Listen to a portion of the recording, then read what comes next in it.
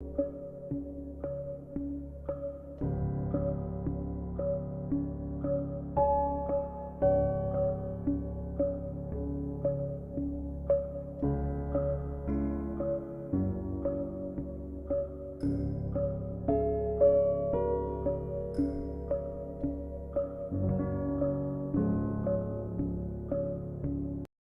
it, I just seem to see the world different. It ain't Republicans or labor rules, it's mental illness. The internet is only interested in left opinions. Cancel culture's got more power lately than the First Amendment. If you don't like it, leave. We will not defund police. We don't want no riots in our neighborhoods or in the streets. We respect freedom of speech. We protect what we believe. We don't want nobody dead, so please do not tread on me. In America, if freedom ain't free. In America, got soldiers dying overseas. So America, say what we believe, my America, I won't ever take a knee. Our freedom is the reason you can disrespect our flag. If my stars and stripes offend you, then I'll help you pack your bags. America. Good evening, New Jersey and the rest of America. How y'all doing? This is your friendly neighborhood bearded weirdo coming at you. I'm proud as I always do. And with this magnificence upon my face. I hope y'all are doing well. Today is Monday, June 5th. And no, we are not messing with you. We are on a day early. And the reason is that we have some personal scheduling issues that have caused us to do it a night early. So here we are. This gives you one more day to view us before we do our other episode. And yes, a couple weeks ago, I said we were going to have a guest, and because of the scheduling issues, wasn't able to line that up. My fault. So our guest, see, I wasn't pointing fingers, but it's my fault. Michael Beckford, Michael Beckford, Jr. Actually, I should say, Michael Beckford Jr. will be our guest on the 20th to do a very. I think it's going to be a very important episode and subject. Yeah. To find out more, I guess you should just pay attention, and you'll find out when you find out. But anyway, to continue on with the introductions of this evening, to my left, we have my best friend, my compadre, who also happens to be my pastor. He is the one, the only Pastor Gary Podosek. And then, behind the curtain, is it steel or is it some sort of fabric? I don't know. But behind the curtain, we have a beautiful bald man by the name of Steve. Curtain. It is a beautiful bald man by the name of Steve Cattell. How are you doing tonight, my brothers? He's not bald. He's got some hair. Fantastic. I don't have any hair. It's fake hair. No, that is 5 o'clock shadow. He just didn't touch up his shave. Hair. It's correct. I have it too. Not all of us have full heads of hair like you. Although, granted, it looks like you dipped your head in white paint, but still. Silver paint. Watch it, brother. Really, watch it's a little white right there. Watch it. Look, I can't say nothing. The mic is blocking it. I have white hair in the beard, and I'm happy about that. Yeah. But anyway, how y'all doing, guys? We're doing good. It's Monday. It is Monday. It is a day. It's Monday. Yeah, look, you can't look at it negatively. I got convicted. I'm not the Garfield Mondays kind of guy, but it is like it's just Monday. It feels weird. It's not our normal gathering day. Well, this is the day we originally were doing it until we brought Senior Steve on here, and Senior Steve asked us to change it because it better fit his schedule, which I'm not against. It does, but that's okay. But in any case, it is my fault. So I was not pointing fingers. I know you're not, but I'd like to explain. So, but yeah, we are. Me and the missus are going to go to a conference. I was pointing fingers. Yes. Sorry. Remember, when you point one finger at somebody else, you have three more pointing back. You got to point the whole thing. Listen here. Talk like this. Listen here, meow. Listen here, meow. So anyway, yeah, there's a conference that's coming up here for us to go and they're spying the land. Yeah, I mean it's important. It's things that are relative to the growth of the church, and we need to do the right thing. So we're gonna head out there to PA, and we're gonna check things out. So we'll bring back good news, hopefully. But that's a tomorrow and Wednesday event. So yes, so that is why we had to move things. So here we are, and today, because of the changing of topics so quickly, because literally we changed everything over yesterday.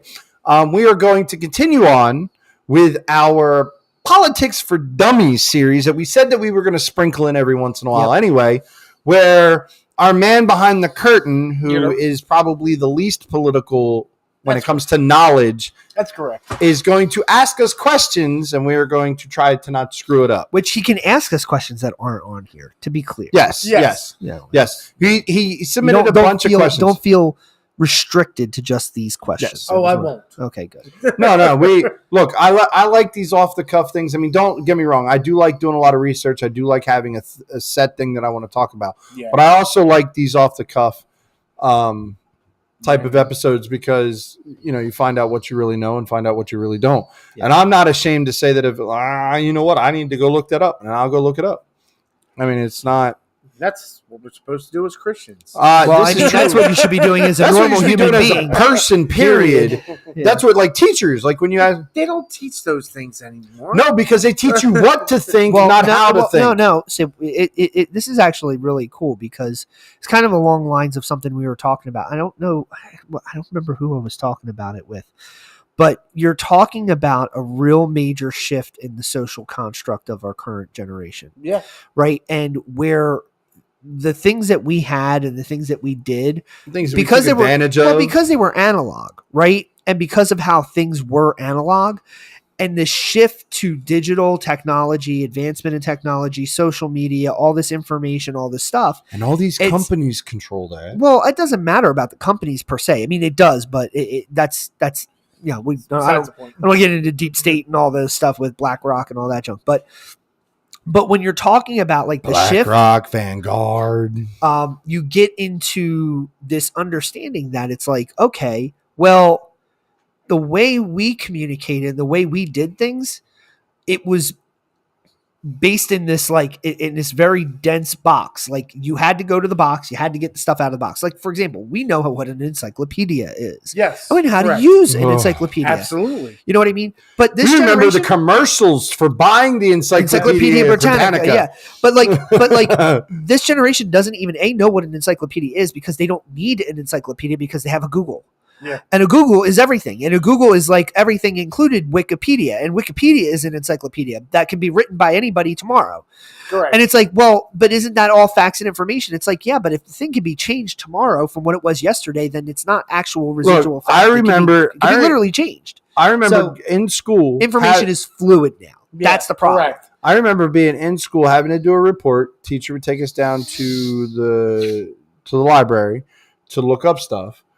And the Encyclopedia Britannica, or the sets of encyclopedias that they had in the school, were all like 12 years old. Yeah. Because obviously schools don't have, the thousands of dollars to replenish those every couple of years. So you'd have to read that. And then if you were talking, depending on what year, I mean, we were in school when the USSR was no more. So if you were doing a report on Russia, you had to go get a different book because look, I would play Street Fighter, and I do Zangief isn't from Russia; he's from USSR. I mean, come on, guys, USSR. I mean, but that's where we were. I mean, shoot, back in the day when most of your action movies, who was the villain? Somebody from Russia. Well, I mean, but it's not like that's.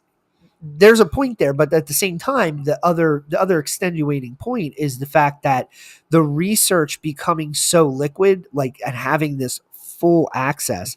It's like if we had full access like they did back then, we wouldn't know what to look up. You know what I mean? What would the heck? Right. We'd be looking up Game Genie codes. Let's be clear. We were looking up Game Genie. But we had a thing called a Nintendo Power. You know what I mean? It was a magazine and you had to go there and find it or whatever. Remember in the early 90s? You had to call the hotline. Yeah. I used to call that hotline, by the way. I'm not even going to lie. I used to call that hotline. But also we had, look, everybody's used to their Netscape and their Google web browsers and all this. Man, AOL online. AOL dial-up online. Me, ching, ching, ching. Okay, and then God forbid somebody call your house while you're online. You've got you off. Goodbye. I was like, hey, yo, who's using the phone? Goodbye. Goodbye. Every time. But that's how we looked up stuff then, but yeah, there wasn't But what I'm saying is, I do agree with you that now it's not only is knowledge so, it's so easy now to look up things, But now the information, like before, like the Encyclopedia Britannica, they had like their sources. They named every source. They did all these things. That's it. Yeah, And you got my point. And the You went to my point. the knowledge and the information was factual and truth. Okay. It was just the knowledge. Nobody's opinion, nobody's feelings, nobody's nothing. Just what are the facts?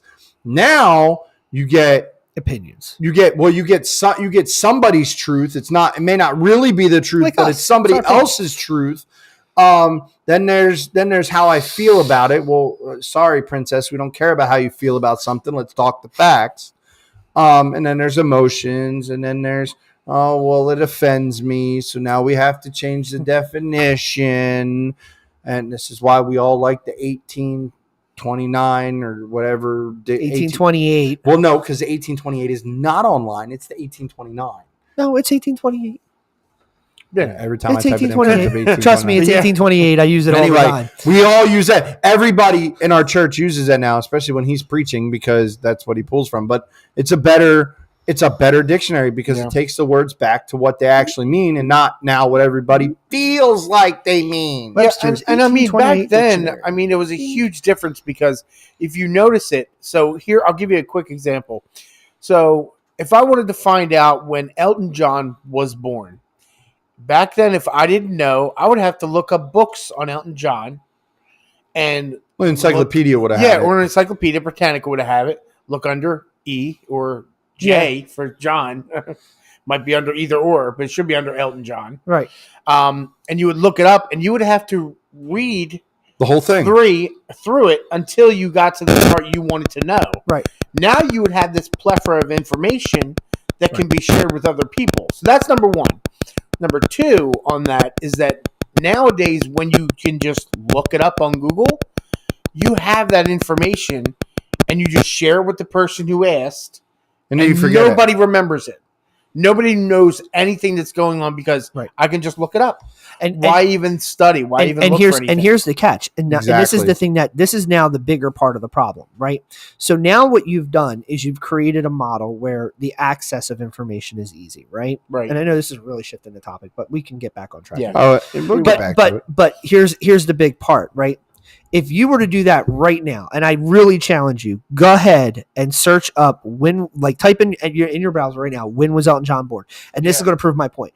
When you will get an immediate response from Google. Okay, so I'll give you an example. So what browser are you using? I use Google. Okay, you use Google. All I typed was, when was Elton? It autofilled.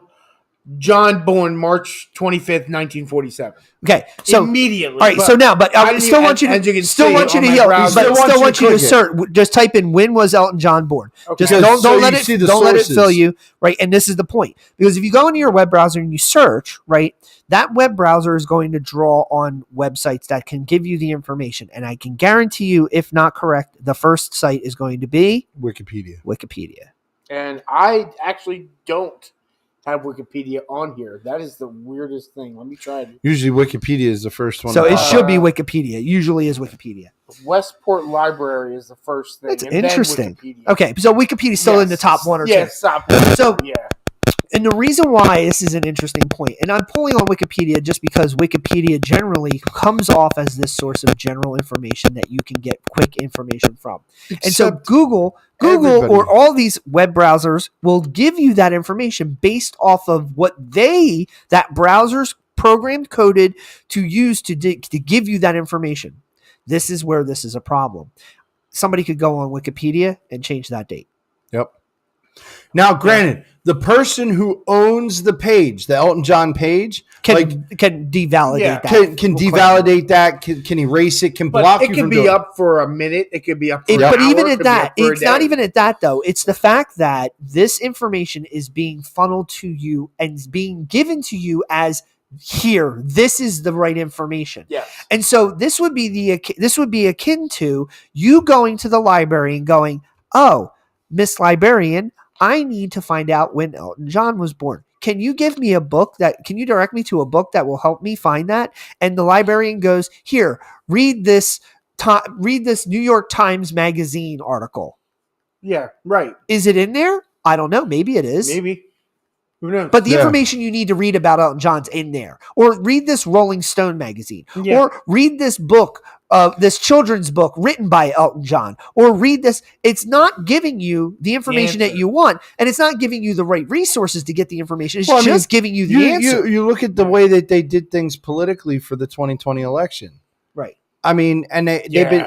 Like, you look up Trump on Google, and it would give you all these supposed videos where he was racist, which were all proven wrong. Right. All these articles, this is really the problem with the media. They would give all this negative stuff about him that were either true, skewed, or not true at all. Now you have the facts. And the website that you really want, where you're trying to get the facts, is or not there at all, or just completely not there. And even if you ask for a specific article that might speak of Trump positively, you Google in, Trump article from Daily Wire.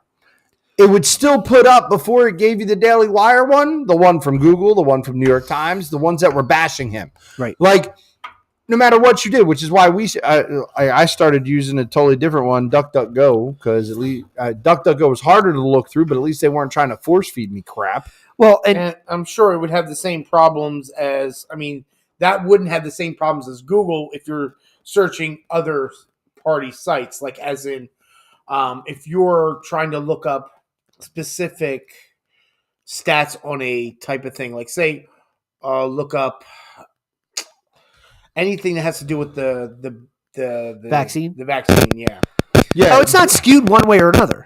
It's not a. It's not what I'm saying. No. It is a completely unbiased. The only problem with DuckDuckGo is the things that you would think would be near the top are not. It's almost like they throw random things at you, and you just got to scroll through it until you find what you're looking for. The reason why something might be up ahead is just because it's had more clicks. It's become more relevant in the moment.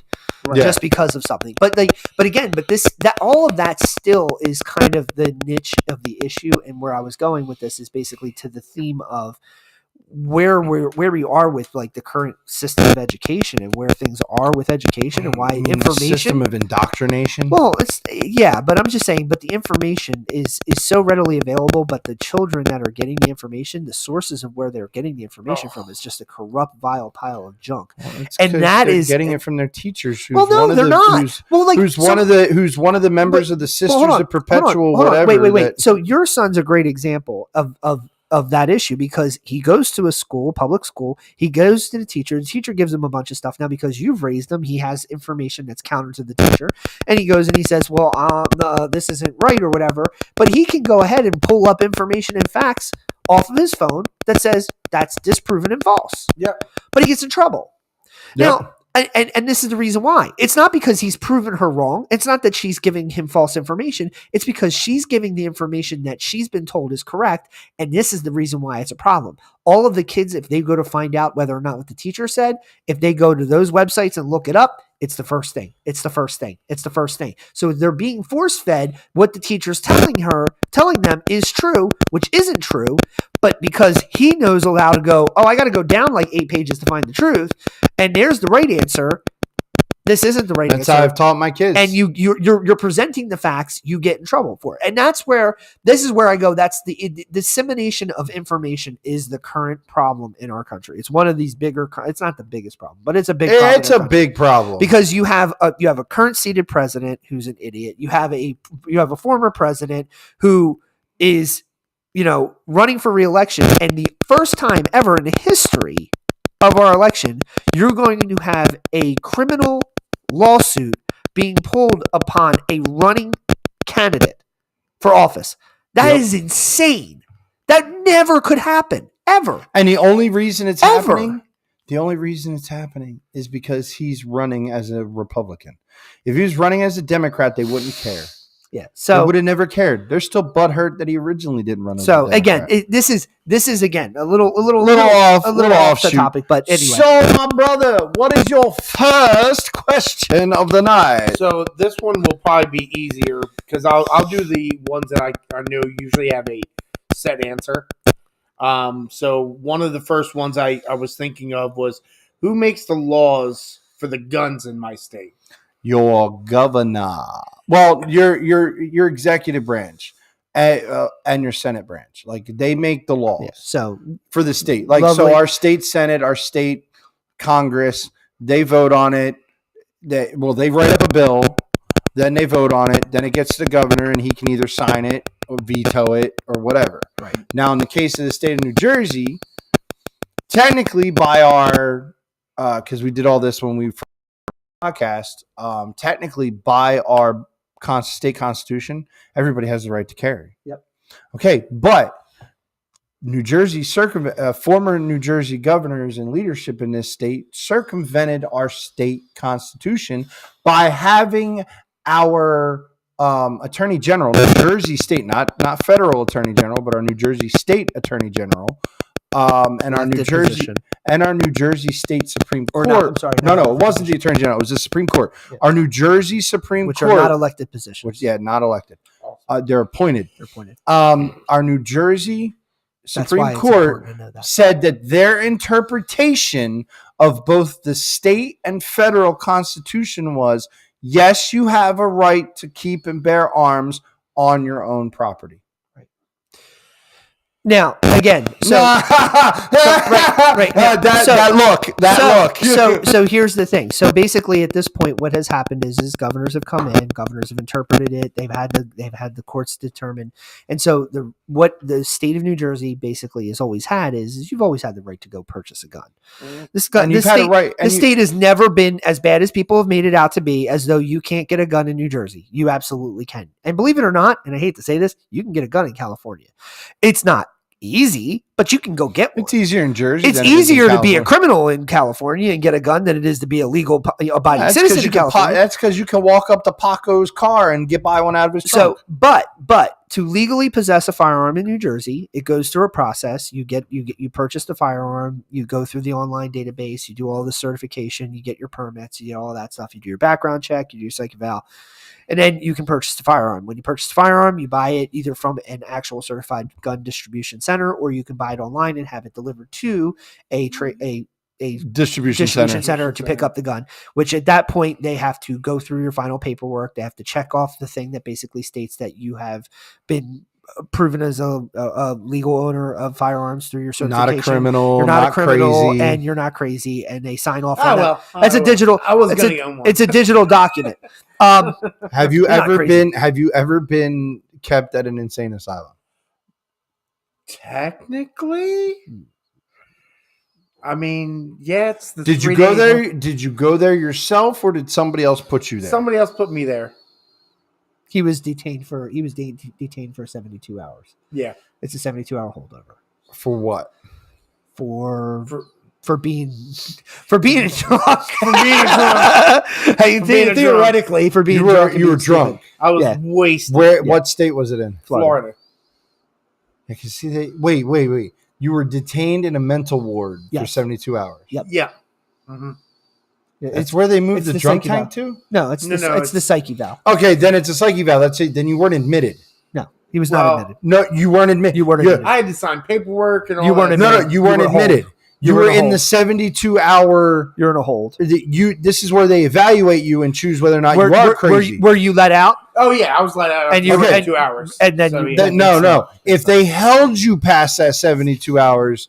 If they found reason to believe that you were not, then you would have to be for others. Correct. Yep. Then you would be considered admitted or committed, or committed, and then you would have to be So anyway, signed out on your own. Jersey has always had, technically by our constitution in the state of New Jersey, everybody has the right to get a carry permit. Yep. Technically, in the state of New Jersey, in the past, now mind you, I'm talking about past things because ever since last year's federal Supreme Court making their ruling, they've opened things up for us. But thanks, New York. But because they used to have this thing that you did, the state of New Jersey were like, we'll give you one, but you got to tell us special circumstances as to why. And even then, they could still turn you down. Basically, the guy that had the permission, there was one guy that held the office that he was supposed to read the applications and then hit it with a stamp of yes or a stamp of no. Right. He only ever had a stamp of no. He didn't even own the approved stamp. He didn't even own it. Okay, like it wasn't there. He threw it away. Like it's not there. He had Basically, at this point, the only people who were allowed to carry guns were police officers, former police officers, or if you were armed security or armed security, or things armed like security that. or ex-military. So, but because of the laws, because of what the federal Supreme Court did in response to New York, basically doing the same thing. Well, actually, they were doing the same thing. Only somebody fought it all the way to the Supreme Court. Yep. When they ruled on the side of them, they made precedent, which now makes it any lower court, which New Jersey Supreme Court is lower than the federal Supreme Court, any lower court ruling will most likely get overturned if it goes up. Was now they can't fight it. Now the state of New Jersey has to give you one. Now they've made up stupid laws since then. Like now when you get a gun and you get the permit, you have to buy a special insurance that basically pays for lawyers for if you shoot and kill somebody, you're automatically going to get arrested. Automatically, which would happen anyway. You're going to get arrested, right? And to be clear, just want to make sure that's not a stupid law. That's in every state. No. The insurance, the insurance is. But I'm just making sure you are aware. Getting arrested if you shot a person, you will be arrested, and that's in almost every state, red or blue. They will detain you. You will be arrested. They will detain you. They will. Should be. They will detain you. They will investigate the situation. Yes. And they will until an investigation is complete. And they will determine whether or not you need to be brought up on charges. Yes. But anyway, the stupid law is the insurance part. The other stupid law is that now. Training. Well, that's not stupid. I actually like that. Don't get me wrong. I agree. There's a lot of stupid people think it's carrying a gun. People think it's stupid, but I think it's smart because you have to know when to discharge your firearm, and if you are shooting in a crowd, where to shoot. Yeah, because if I shoot a gun at somebody who's trying to do harm, and I shoot at mid-level in a crowd, and my gun goes off to the left or off to the right, I can kill somebody else innocent. Yeah. So the objective is you don't want to kill somebody. I live in an apartment complex. Another big problem. Just like any other skill, you need to practice it to get better. Correct. And always. The other stupid law that they've created in Jersey that just took effect is that if you do have a carry permit, you are not allowed to have your gun on your hip when you drive. Which you have to put it in. Again, I actually don't think that's stupid. I think it's stupid. I don't. I think it's good for the police protection. I don't care about the police's protection. Obviously. Do you know what I care about? No. Do you know what I care about? Somebody comes up to your car to carjack you. Well, you're going to have time to go into your box and get your gun out. But at the same time, here's the thing: if there are people that do the gun training, and there's a guy that I watch that actually helps people get their carry permit in California, which you can get. It's just hard to do, but he helps people do it. And part of the training that he does, like if you have a carry permit and you're wearing in your car, you always keep your license, your insurance card for your car, your carry permit, and everything in a pouch thingy that you hang on your neck. Yeah, that you hang on your neck, and you can put it under your shirt. That way, when you get pulled over, you're not reaching back here to go to your wallet where your gun is going to be. You're pulling it out of here, here. And I want to be clear with you, and I want to be clear with everybody. If you are in a state and you have carry laws, and although yes, I agree with you, the lockup law for guns, safety, and travel is kind of silly in Jersey. But I will also tell you this: if at any point you have a firearm in your car and it is not locked up, and a cop pulls you over, you know what you do? You tell him. Jail. No, you won't go to jail. You will not go to jail. You have to tell him. You immediately put your hands out of the window. Put your hands, both hands out of the window. When the cop comes up to you, you immediately tell him, I have a firearm. It is in this location in my car.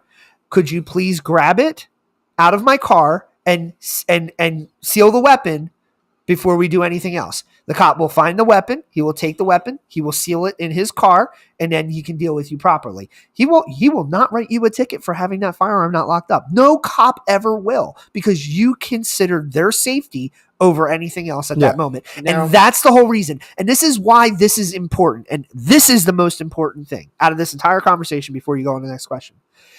People need to understand the difference between responsible firearm owners and irresponsible firearm owners. That's correct. A responsible firearm owner values the lives of every single person around them and views the weapon that they are in possession of as a weapon of protection and controlling and defending a situation rather than assault.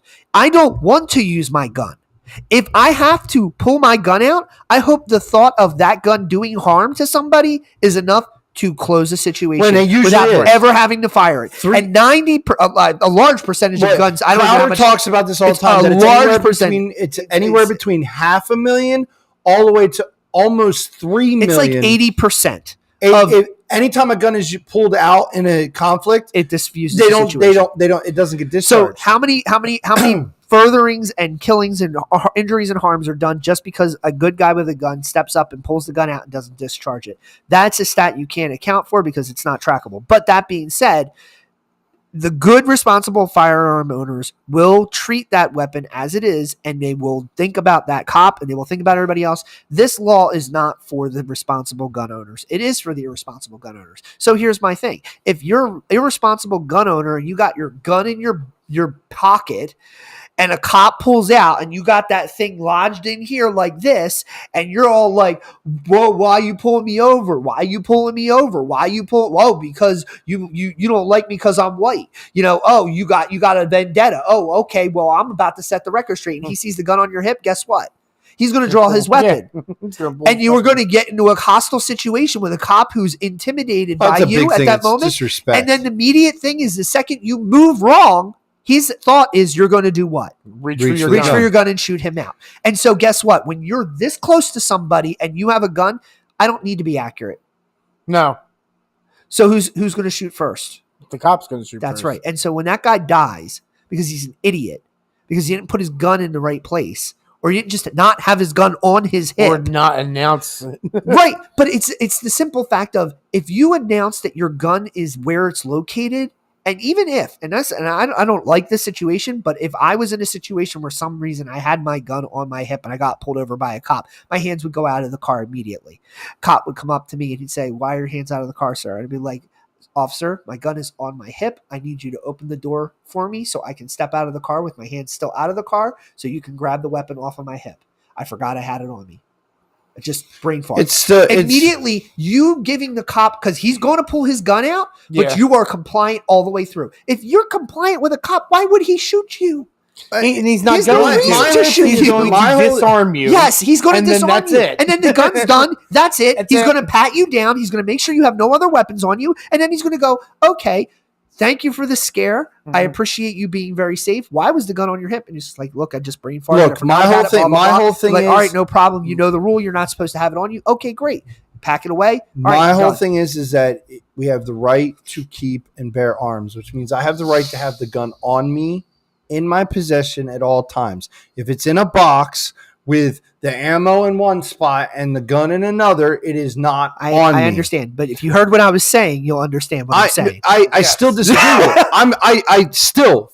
I'm just 1,000% disagree. Listen to what I just said. If you even still have it on you, I understand and you that, and get I'm pulled over, fully aware of. Okay, so I'm telling you, you're not listening to what I'm saying. The law shouldn't be on the books. I understand, but you live in a state where they did put that law on the books. Because Governor Murphy is a traitor and a communist and needs to be gone. There's a difference. There's a different attack angle, but I'm just simply telling you the reality of the difference is that law is in there for irresponsible gun owners. No, it's not. It's in there because Governor Murphy never wanted people to have gun carry permits ever. Well, no. Yes. He would like you to not own a gun, period. The Democrats don't want us to have it. So because we live in a Democrat-controlled state, they had to come up with You're fighting against nobody. No, but you're saying that law. You're swinging against nobody. You're saying that's why they put it there. No, that is not why they put it. That's why they said they put it there, but that's not why they put it there. Right. It's, again, another measure of control to unarm the people of this state. Yeah, but I mean, if that was the case, then write a law that says you can't have a gun. They would never get it passed because they can't now. There you go. So then stop crying. But it's the only way they could do it. There you go. Well, stop crying.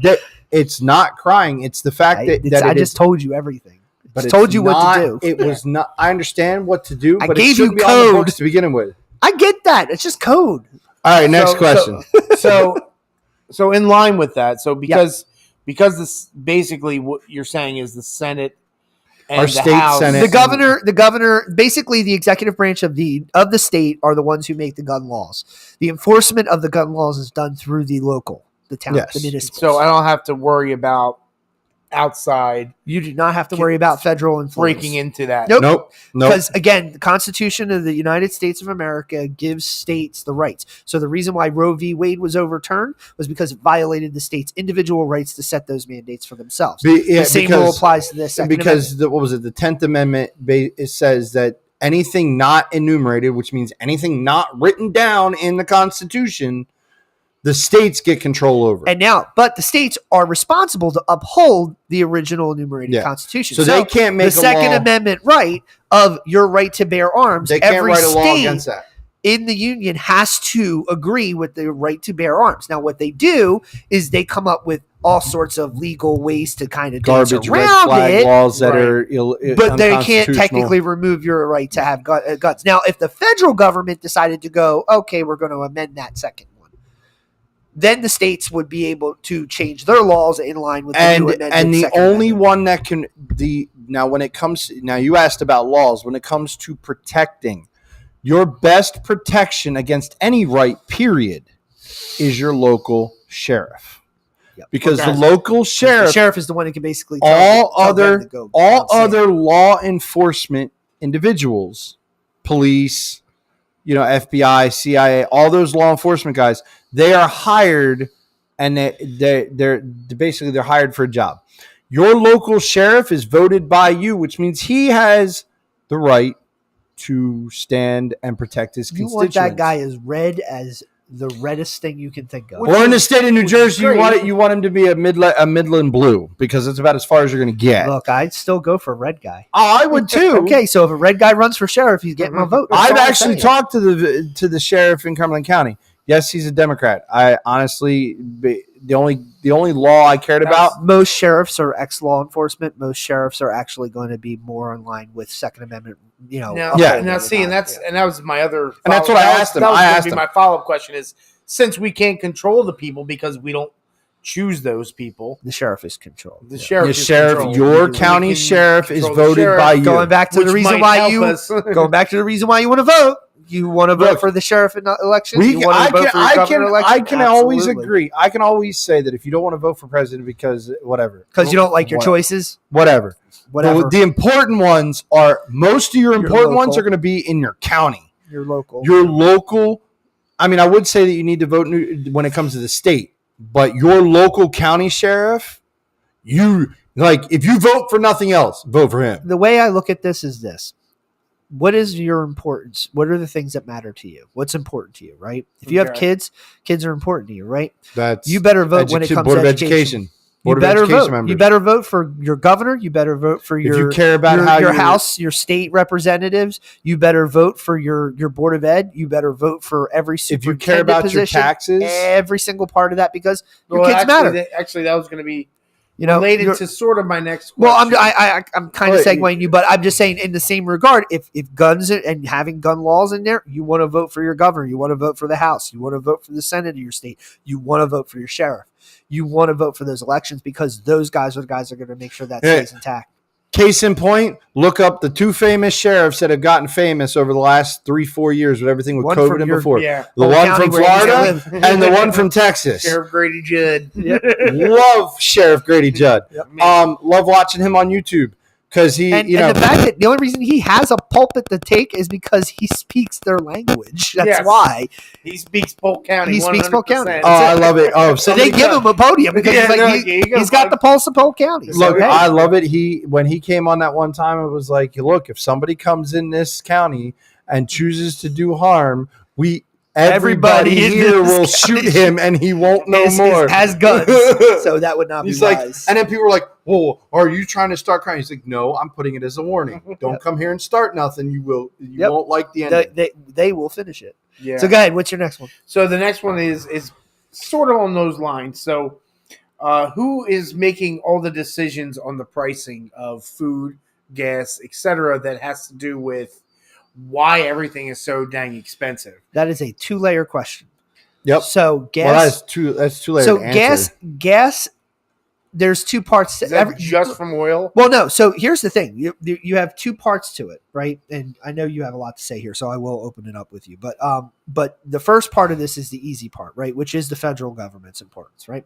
So the federal government has control over different types of decisions and things that they make that affect the economy, right? Like inflation. Okay, so when they do things like print a whole bunch of money, like this president did, and spend a whole bunch of money, and then print a whole bunch more money. Yeah, printed money, fake, pretty much useless money, spent that useless money, then printed more useless money. Pause. Real quick. Printing money. You've heard this term. Yes. It's not. We're not actually going to the printing press and just sending dollars out. So the way it works is it goes through the Federal Reserve, right? Basically, what the president does is he basically issues, which a very, very simple terms, a giant IOU. Yeah. Okay. The Federal Reserve then takes that IOU in the amount that they said, and they go, okay, here's all the cash for that IOU. Then that cash gets circulated, sent out. Then it comes back in the form of taxes, things like that, all these other things, and then they eventually have to pay that IOU back. Okay. That's the general gist of it. Except you don't. Every time they take one of those IOUs out, the debt goes up. So just recently, why the debt's so high? Right. But just recently, what they do in their little big priestly houses, they go over there and they say, well, the debt's getting really close and we can't pay it because we have this much money coming in, the GDP, and this is our debt. And we can't pay our debt. Right? It's like a budget. Yeah. So you look at your bills at the end of the month and you look at how much you brought in. You go, I have more bills than I have income. Yep. You're in a problem, right? Yeah. Rob Peter to pay Paul. What they do is they go, well, we just need to increase the debt ceiling. No. So the debt can go up above this point. And so that means there's more room. McCarthy. So it's basically like getting a credit line. Right. Okay. The debt ceiling is like a line of credit. So what they did is they asked for a credit line increase. So they get a credit line increase. Well, this just means you just increase the amount of debt you can have now. So they go, we can spend more money. Democrats do. The reality of it is that if you get a credit line increase, what you've done is you've increased your credit so that you don't have as much what? Interest.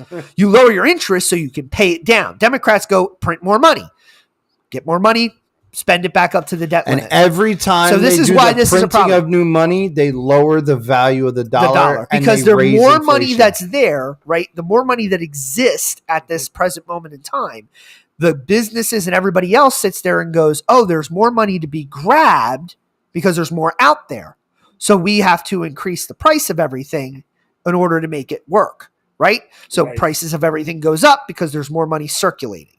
Yep. Now, when does the price of money go back down, right? When the dollar gets worth more, right? It gets less money. So the way the money goes away is you actually pay it back to the Federal Reserve and give it back to them. Why is that happening? Okay, hold on. No, it does. It does happen. No. It does happen. What we owe the Federal Reserve is not all of our debt. Correct. Because there's other countries involved. There's a other lot of countries things. People buy our money. People exchange our money. Okay. So our money is still very valuable compared to other countries. Too. So in other countries might buy the debt in the extent of, okay, well, they're going to buy like $2 million worth of our debt in hopes that when we pay it off, the $2 million that they bought increases in value. So now they gained money off of what they taken. Right. So again, this is all going on in the global economy, right? Yeah. Don't pay attention to that. That's a big thing. But anyway, so back to your main question. When that happens, the economy gets a little shifty and things go up in price. So that will increase the price of your goods. Yeah. Your food. The only problem is that the gas, inflation that we've had recently because of all this, that Biden has done, it really is worse than what Carter did before Reagan. It's pretty bad. Reagan brought our stuff down. Okay, and everybody after Reagan, Bush, Clinton, Bush Jr., his Obama, name is W. All these guys, W. Even Trump was bad at this because he spent money too. He believes that spending money is how you make money, and in some way that is true. But I digress. Hold on. But anyway, he spent money, but he made good deals, so they washed. And he started making America make money again as a country. I will say he made deals that washed it out. But don't open that one. So anyway, they Reagan got everything good again, he got it on the right track. Yeah, Reagan and the people that were in the House, because it's not like the president. It's not always just the president. When it comes to budgets, the House of Representatives picture is the one that sets up your budget, which is why we're pissed off at McCarthy right now for giving in to Biden when we had all the power and leverage on this. You one. wanted us to default? Actually, we wouldn't have defaulted. Yeah. We actually make enough money to only pay our debts. everything else would have been shut down. They would have had to shut everything else down. Yes, but our debts would have been paid. We wouldn't have defaulted.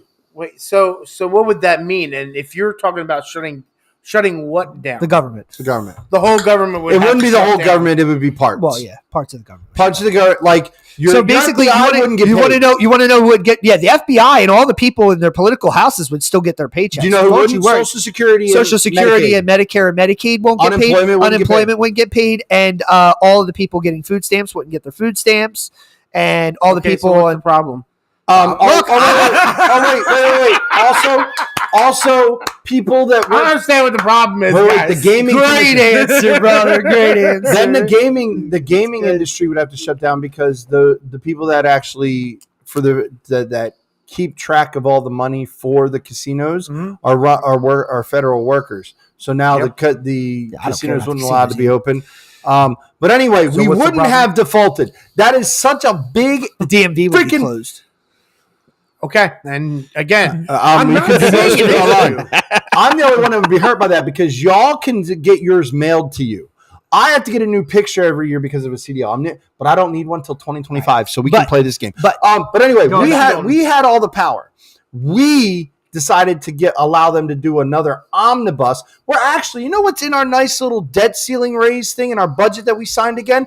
Oh, we actually and which a lot of Republican. Well, they needed all the Democrats to get it through, and a good chunk of the Republicans. They're actually going to give away that education debt recovery or stuff. Happen. No, it's already in the budget. Won't happen. They're the ones that are allowed to do it. The Senate is the only one or not the Senate. The House is the only one that can make that law so that it can be done. It's already been signed in. Now that'd be crazy. Now, it's a partial. It's not everything he wanted to do. It's a partial. But anyway, still, it got put in there. When I see it. Right. This is where the House Freedom Caucus, and you know who I'm talking to, y'all need to do exactly what you said you were going to do, and that is if McCarthy stepped out of line, you were going to make him vacate the position. Do it now. No, it ain't going to happen. That's not going to happen. It's not going to happen. But so back to your original question, though, because you went off on a major tangent with the debt ceiling. Apparently, you had some. That's the only issue.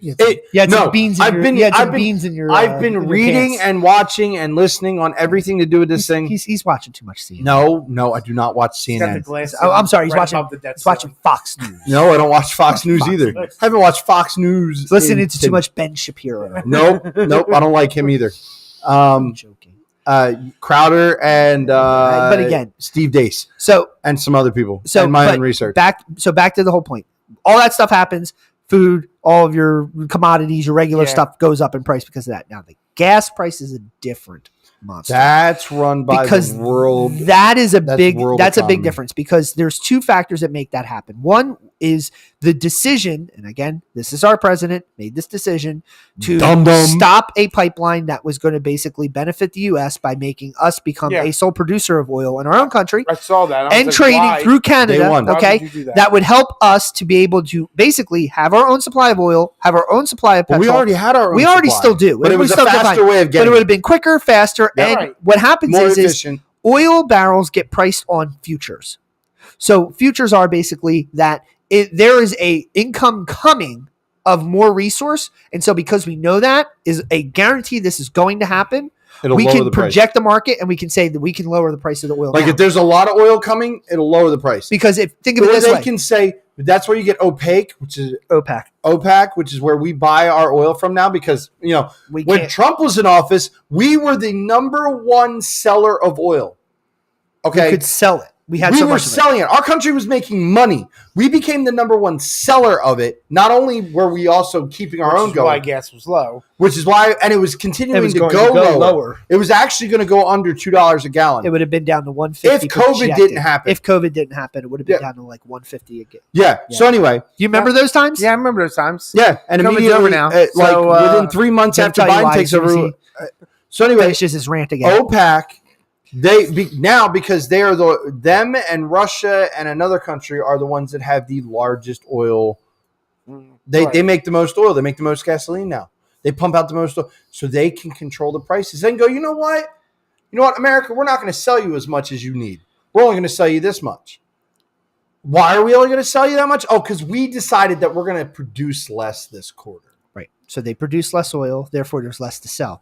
So they control it, not us. So here's the point. What basically you have to look at is that oil is in drum, right? And it's sold and it's shipped and it's passed around. But basically the way it's held is that there's storage facilities and things like that. Most of it is a consumable good. So the way they play this market is they control the market by controlling the amount of barrels that are able to be consumed. Yep. And are able to be bought. And so that consumption rail basically is it's a projection. So if you look at a country in a very large ball and go, that country consumes this many barrels of oil a day, they can then start to turn it up on you by saying, okay, well, you're not going to have that much access because we only have this many. And if we sold all the barrels and there's only this many left, that's what happens. Which is why before the midterms, this is why it's totally different. This is why it's totally different. Begging. Who's begging Saudis for oil? He was begging the Saudis to up their production so that it didn't look bad for him. Yep. They absolutely told him no. Yep. We're dealing with countries that don't like us. That have now to be clear, if we pumped our own. To be clear, way better. To be clear, now there's a reason why that is a thing, and the reason why we do this is because there are clauses and a lot of trade deals and a lot of things that go under the geopolitics scale of why oil being such a precious commodity amongst a lot of the Middle Eastern nations, it's a deal in a deal. So we deal with those countries because they help us get access to other countries for, i.e., we need to know what's going on over here in the Middle East. We need to know what's going on over here in the Middle East. Because, he just said it. These countries hate us. Well, we just want to make sure they're not acting out of line. Right. So we would not be able to get near those countries if we didn't have access. So we have buy-in interest. So because we buy in, they were like, okay, well, you're buying our stuff, so we'll play with you a little bit. We don't trust you very much because you're American. We still death to America you. But you're not too bad if you buy our oil, so we'll maybe let a couple of your guys fly over. But what we're going to do is we're going to raise the price of it. We might shoot it down after it's been around for too long, but you understand. Business is business. It's a business deal. And so here's the deal. Right now what's going on is that we stuck it to Russia with the oil pipeline, okay? And that was the plan to hurt Russia with Ukraine and siding with Ukraine. What we did is we forced Russia to sell to China. And so now China just basically buys all the oil directly from Russia. So all the stuff that we put on all the tariffs and all the stuff that all sanctions on Russia doesn't hurt them anymore because they're just getting fed by China. And we're letting Russia and China tag up together. It's a bad deal. Yep. So literally, again, the whole point of gas prices, back to your original question. Now the other layer of this has to do with the state because the state then gets the price of the gas from the federal line and the oil distribution in the trucks, but they can tax it. Yep. Because it's a taxable commodity. So now your gas prices could be in flux because of tax hikes in your state or other types of things. California's like $27 a gallon. Correct. Well, because Jersey used to be way cheaper until they raised the taxes on ours. which was because of a Christie deal to basically change some of the. And then during COVID, hold on, stop, because you're going to go off on a tangent. I don't want to talk about Christie for long. Well, no, I wasn't going to talk about Christie. I only want 2 less minutes left. I know. So I'm going to tell you this: the only deal with Christie is in exchange for this gas hike and the taxation and the cheaper gas that we had, we now pay more taxes on the gas. We lowered our actual income tax. Your sales tax. So the sales tax on all your goods has actually gone down, and it's still going to go down for another 4 years. The only problem is that the fault on this bill that he wrote, this deal that he made, was that if there is ever a time that they say during a certain amount that they have to make a certain amount each year on the taxes of the fuel, and if they don't make that amount, like they didn't during COVID because nobody was driving, that they were automatically allowed to raise it again without even voting on it because it was written into the deal. So guess what happened during COVID when nobody was driving anywhere? Your gas taxes went up again. And I don't hate that, to be honest. I do. I do. I don't like the deal. Because here's the thing. But I didn't say it was a good deal. I understand. It was a bad deal. When fuel prices go up, he didn't know COVID was going to happen. To be clear, correct. Yeah. Fuel prices. The Democrats did. Well, stop with your conspiracy theories. Stop it. But anyway, not conspiracy theories, but that's a whole nother episode. But when fuel prices go up, especially diesel, okay, when they skyrocket now, everything. It doesn't matter how you ship it, whether you ship it by Right, plane, 'cause now train, You're paying for boat. gas on the It trucks doesn't- that deliver the goods, and they're going to It make the doesn't- price of the you goods could- go Which up. is why your airplane prices are not $30 anymore. Well, yeah, That's that too. correct. But The when gas for that. But when you ship something, yeah, it got might it. be cheaper to ship something by boat or ship it by train. But once it gets to that port or it gets to that train depot, truck has to take it. truck still has to take it, no matter how far it is. And if you keep raising the taxes on that, now it costs more to ship it. Where is that money that company now has to spend more to ship their product? Who's going to actually pay that? You and me. Right. Because it just flows downhill. So Yeah. Because they're not going to pay it. No, we'll just raise the price of eggs up to $6 a dozen. it went down a bit. Well, since you like talking so much about this wonderful vaccine and the wonderful Oh no! things that are going No. on, Please don't. yes. Please don't. So I have no. I have to ask, Oh God, no. who makes these mandates that decide what we can and can't do in our own city? So, like example, It goes down. Are you talking about like the COVID mandates that happened. Well, you talking about the lockdown? All right, so a lot of that was done through executive order. That was all done through executive So medical, order. so they have powers. emergency powers. So in emergency powers in emergency situations, which again, this needs if anything after COVID gets reassessed and reevaluated from a humongously large level. I'm talking governmental power oversight needs to be restricted and restrained hugely when it comes to this. The terms of emergency powers needs to be better declared. Okay, because COVID was not an emergency that needed to have. Here's the funny thing. Maybe for the first 2 weeks, insane. I'll give you maybe the first 2 weeks. No, before it was we still overreach. Okay, it was massive Still overreach. It was massive overreach. Here's Everything a beautiful about it thing. was overreach. Individual state constitutions give your governors a set of powers. In that set of powers, in some states, in order for emergency powers to be enacted, the state Senate or the state Congress had to vote and approve to give them the powers. In a lot of the states, not even most, but in a lot of the states, that was the case. That was the case in New Jersey until we rewrote our Constitution in 1940 something and gave the governor unlimited power emergency wise. He didn't have to ask for it. Nope. He didn't have He just has to claim emergency. He has to claim the Now emergency. he has to give a deadline to it, and he has to give a date time frame for it. but he could always renew it. Oh, there's still an emergency going, renew it. Still emergency going, renew it. So when they kept saying that, hey, it's COVID still going around, guys. Yep.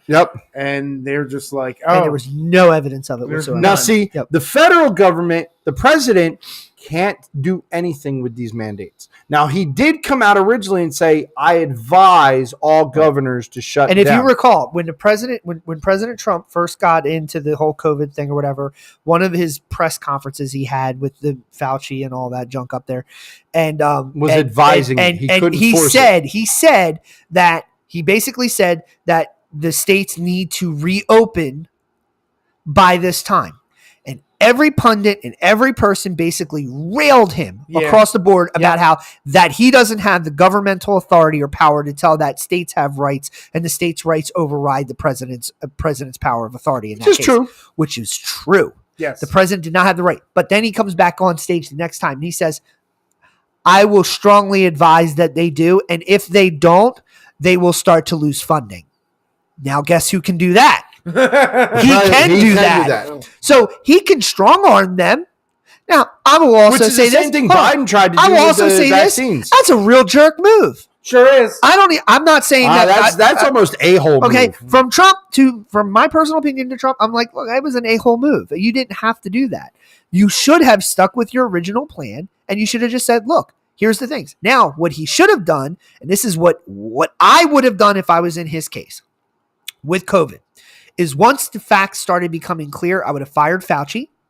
I would have got somebody who was absolutely smarter than that guy and have him come in. Well, I would have fired the guy that actually made the thing. Oh, Fauci. No, I'm saying fire Fauci because he's disinformation, and then basically bring in a guy who was giving you the facts about COVID and, as far as I'm concerned, your natural immunity systems and what the vaccines can and cannot do, and basically at that point bring it back to the states and say, here, and every single week have a presser with the media, televised on all the national networks, reiterating how COVID is no longer a thing.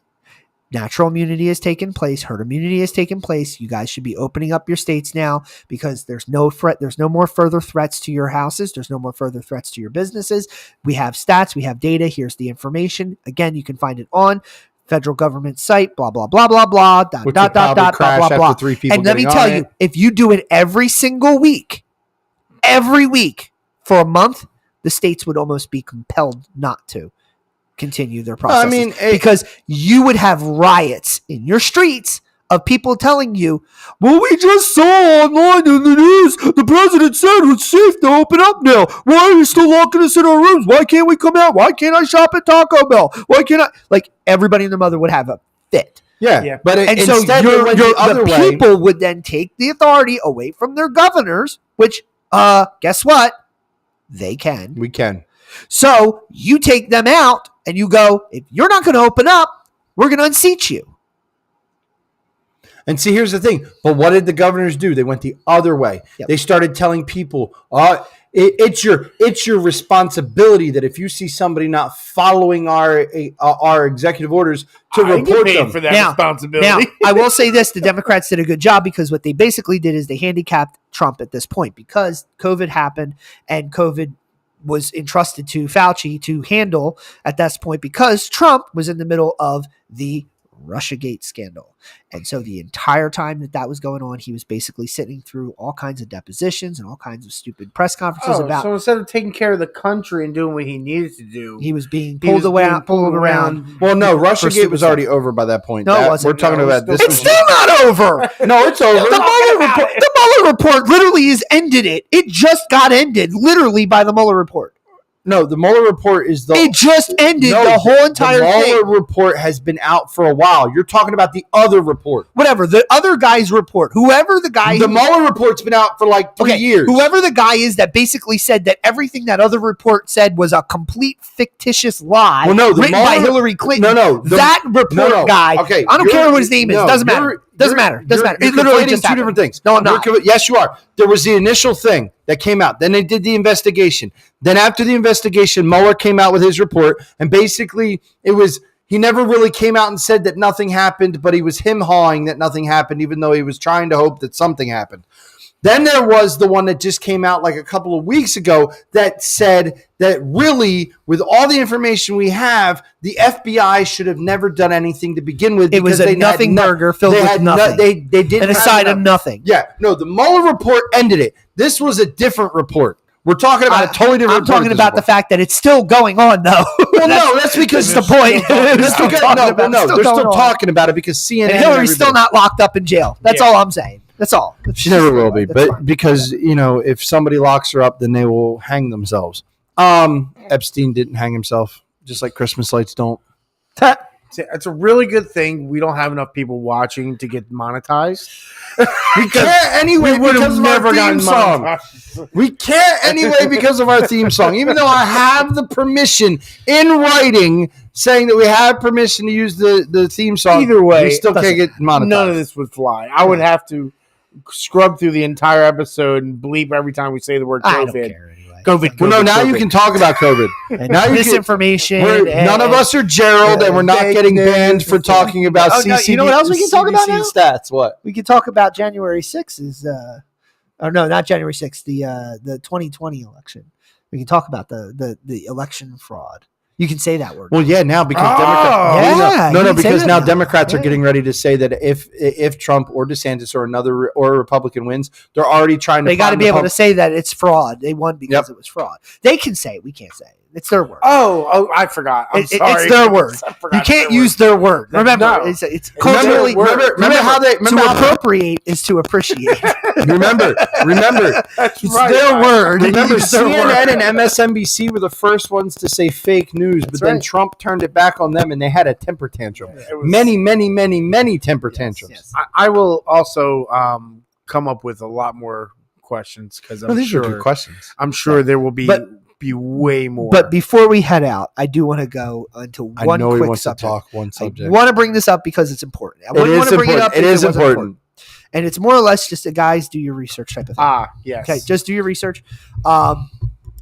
There is the federal government, and they're a very trustworthy federal government. The feds are the best people in the world. And if they were trustworthy, we wouldn't need a document to tell them what they're not allowed to do. With your taxpayer money, they take only what they need, guys, and they give back what they don't need, and they're super good guys. And now they have guns, guys. They have a lot of guns, and they just want to check, IRS and they just want to come and check your accounts to make sure they're all legit. They're not going to. It's called an audit, but yes. So anyway, this same government. Oh man, I think you shoveled it deep over there. The same government, the same feds want to create what's known as FedNow, which is basically a purchasing. I will say it's a purchasing. Algorithm, or no, it's not an algorithm. It's a purchasing system. I'm not going to say it's a good system, but it's a system. The purpose of FedNow is basically because it is going to make transactions instant and readily available for those who have need for immediate purchasing. PayPal is a purchasing program or a purchasing system that we have at our disposal now. Whether you like PayPal or not, or use it or not, or you're indifferent, it doesn't matter. But here's the point. PayPal is user side. So what happens is PayPal, you go and you say, I want to purchase this thing on the website, and it says pay with PayPal, right? Yep. Okay, so I use it all the time. You click on that PayPal button. All right. Better than using my credit card. That then online. goes and connects from PayPal, right? Connects from PayPal. I'm going to do some fingers. I'm going to get it over here, right there. Okay. Yeah. So it connects from PayPal to the to your bank. It goes, grabs the money that's necessary out of your bank account or your PayPal reserve money or whatever you have. And then it sends it back to PayPal. Then PayPal issues the payment statement out to purchase the goods. This is user end side. FedNow is going to be on the bank side. And this is why this is a problem. FedNow, you will go ahead, you will say, oh, okay, I want to purchase something and I want to use my bank to pay. Mm-hmm. And FedNow is right in front of that, and it basically says, oh, what are you trying to purchase? Oh, I'm trying to get a gun. You're trying to buy that AR-15?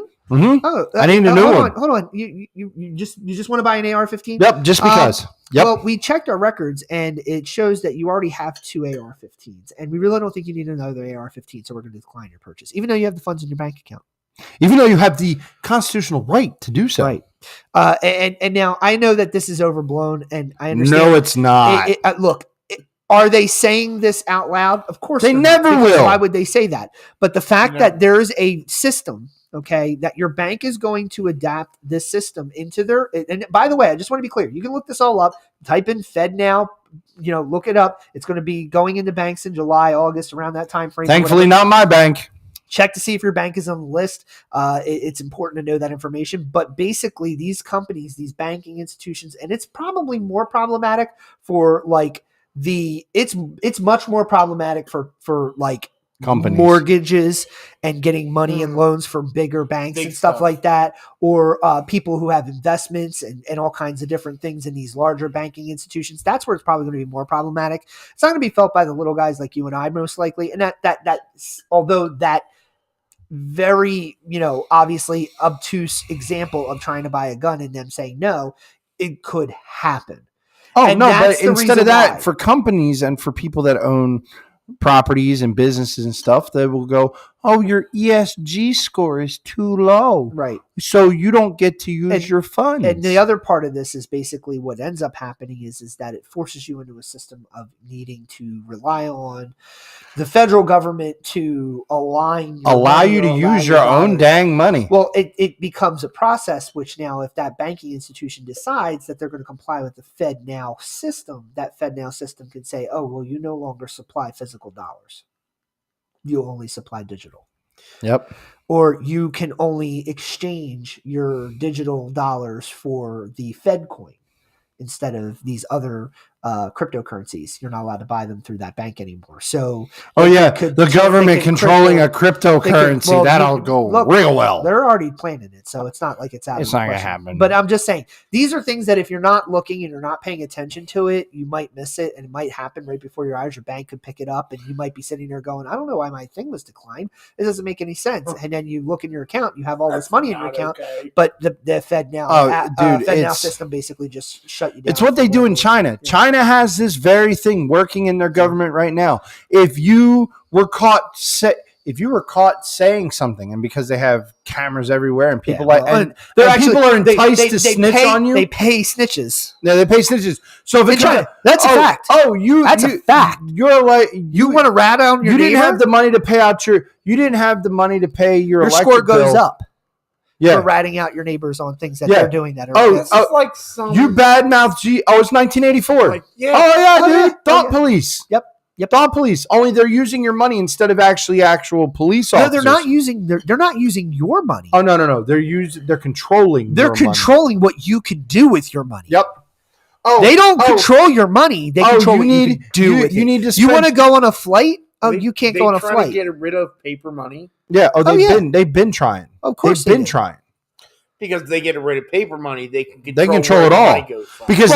Because if they get rid of paper money and now it's only a digital money, you could have X amount of dollars in your bank account, and they go up. You have said things bad about this government. We're taking half of it or all of it away. Sorry, it no longer was there. So the biggest thing about the digital currency, what becomes a problem with that, is the fact that there's a lot of things that are, I guess, a lot of. And I will say this quietly: conspiracy theorists believe. So what's somebody to get out? Not a conspiracy theorist. But the reality of what it would do, though, I've done the research. Hold on. That is a conspiracy theory. Although I'm going to come to your side for just a minute and go, a lot of the conspiracy theories they thought were conspiracy theories are actually becoming more true. Every day is going by. 3 years ago, that being said. 3 years ago, I said quiet conspiracy theories, but now they've come out to be true. But But the point is, and this is the digital currency. The digital currency wouldn't be more in line with that, but the digital currency would be more in line with this. And this is what they will do and would do: is they would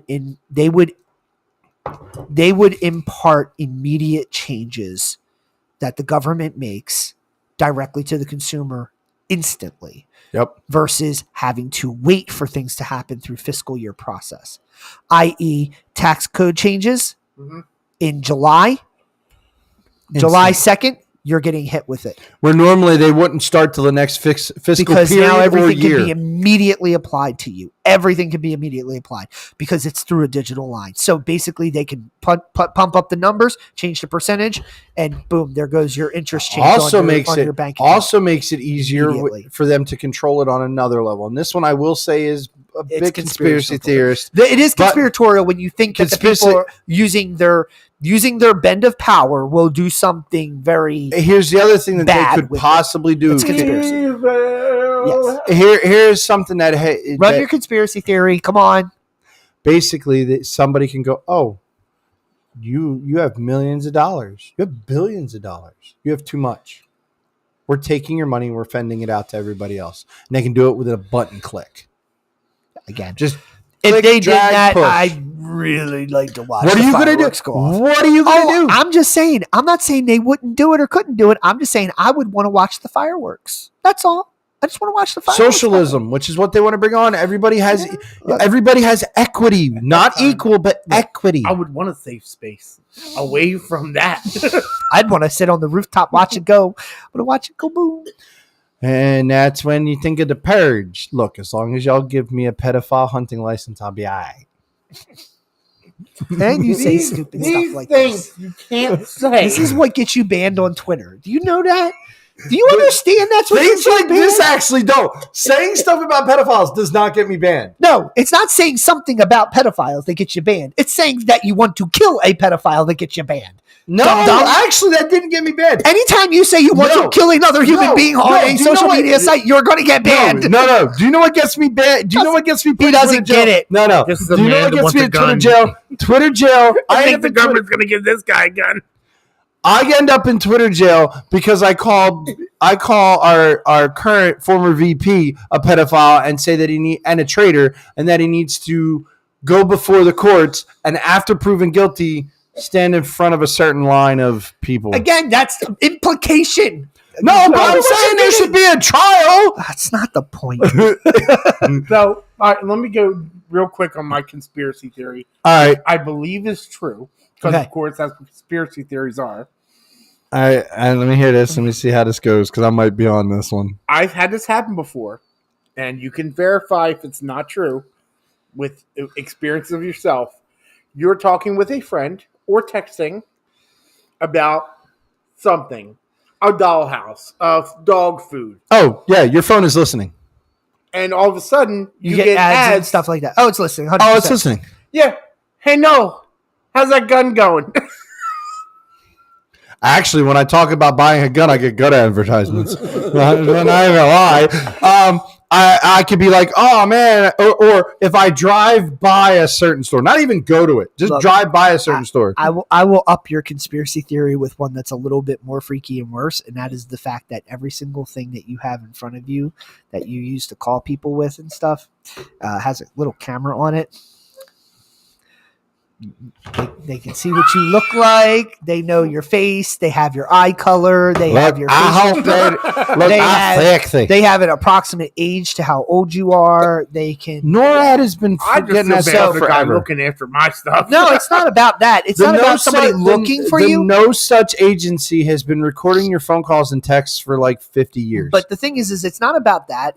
That's concerning. It's the fact of like countries and companies that want to sell or buy that information. That's where it gets a little bit, Yep. So like, yeah, TikTok and all that junk, I don't use it anymore. I've been using Clapper. I'm not picking on them in particular. Oh no, pick on them. But they're the ones that have the bad reputation right now. Well, they got busted for it, and then they had to. Then they basically sat in a court and basically said, "Oh, that's not true." Oh, no, not anymore. We don't do it anymore. So you did do it before.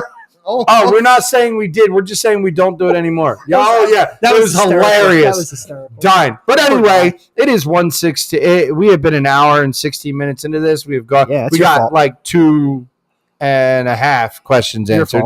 Probably yes. Also progress. Also your beginning statements in the beginning when because we went on like 30 minutes talking about that. But anyway, I digress. It was a good day though. No, we're just having fun. Look, I will be putting up a thing so that everybody can know that in 2 weeks we will have our guest in a day. 2 weeks in a day. 2 weeks in a day, yeah. On Tuesday, June 20th. It's not Tuesday. Tuesday, June 20th, we will have Michael Beckford Jr. on to the junior. We will have him on to talk about a topic, and the topic is actually going to be talking about the lockdown generation, or as we call them, Gen Z, and how everything they've had to deal with the lockdowns, and how that pertains to social interaction and the church trying to minister to them when they won't leave their houses and the difficulties they have because of that. So because his ministry that he deals in is with Generation Z, he would be the best one to talk to about it. So we will have him on to talk about that. We'll have more to do with that. It will, obviously, when we're talking to him, we'll have all the information for his ministry if you want to join in on that. So, but as always, if you have any prayer requests, please go into the link tree in bio and send them to the email. We haven't gotten any yet, but we are waiting, and we will be here to pray for you and hope that what God wants to do with that happens. Also, if you end up in also go on the link tree, catch me on Twitter, Facebook. I'm not TikTok things there, but I ain't been on it in months. Clapper, I'm more on. If you would like to talk to this dude, go to follow the website for our church. Oh wait, is that back up again? It's fine now. Okay. We had a hosting issue, but now it's fine. Go to the Streams of Life Fellowship website. You can get his email address. You can try to talk to him that way. If you happen to be in Southern New Jersey, come say hi. On a Sunday afternoon or Sunday morning. I shouldn't say afternoon. Sunday morning. You would already be late. Sunday morning at around 10ish. You can also bring up that same said website, pull up our address, and come worship with us and stuff, and listen to another message. He's been putting out some good ones. I laugh because he's been stealing my material. That's not true. I know, but I'm going to keep saying it because my material reads the same as yours, which is only confirmation as to what I've been going through for the last few months. You're just going to have to get bigger hats. That's all. No, it's not bigger hats. I'm just going to have to get this thing typed out and and done. So yes, that means I'm going to be working on a book. Apparently. apparently. Imagine that. Never thought I would be me. But anyway, I digress. So Can't wait to see the spelling errors. I'm sorry, I had to. I'm sorry, I had to. It's bad. Look, if y'all ever see my texting between these guys, it's bad. Okay, and I don't care. I don't like punctuation. It doesn't need to be there. Read it how you want. You determine what you Or see. the improper use of the word there. Oh, on purpose. You will use it wrong on purpose. I feel like you do. I really do. I hope you don't, but I think you do. Just like Punctuation doesn't matter. Let's eat grammar. Commas save lives. Yes, I will improperly spell the improper use of there, improper use of it's and your and two. I will spell it wrong every time because I know that there is somebody that that follows me on Facebook that will grammar Nazi me. Actually, There's a guy on Twitter that does that for a living. FYI. Yes, his whole thing is he just corrects people's Twitters. And their tweets. What is it? A Twitter tweet? A tweet, right? I don't know what it is. Yeah, the tweet. I can't stand it. Elon's awesome. I could care less about the ad. It's so but trash. anyway, I digress. That's your ways you can get in touch with us. That's what we got going on in the next in 2 weeks and a day. So I hope you had a good night. I hope everybody continues to have a good and safe week. Enjoy the work week. Enjoy the life you have. And thank you for joining us at the corner of church and state where there is no separation. So God bless y'all. And peace. Good night. Can't help it, I just seem to see the world different. It ain't Republicans or labor rules, it's mental illness. The internet is only interested in left opinions. Cancel culture's got more power lately than the First Amendment. If you don't like it, leave. We will not defund police. We don't want no riots in our neighborhoods or in the streets. We respect freedom of speech. We protect what we believe. We don't want nobody dead, so please do not tread on me. In America, if freedom ain't free. In America, got soldiers dying overseas. So America,